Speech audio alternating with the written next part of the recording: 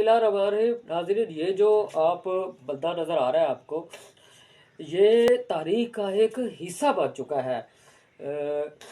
ये बंदा इमरान खान पाकिस्तान के जो तख्तवर अदारे हैं उनके लिए, जो पाकिस्तान में एक माफिया है, सियासतदान है उनके लिए, जो पाकिस्तान की आला अदलिया है उनके लिए, और जो पाकिस्तान में आज़ाद मीडिया है उनके लिए एक हड्डी बनकर यहाँ पे अटक चुका है।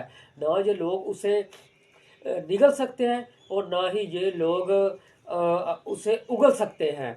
ये याद रखिएगा कि अब मौत होगी, या इस सिस्टम की मौत होगी जो पाकिस्तान में राइज है, या इमरान खान की सियासत की मौत होगी, या इस मुल्क में आमरीत का राज होगा, या फिर इस मुल्क में अवाम का राज होगा।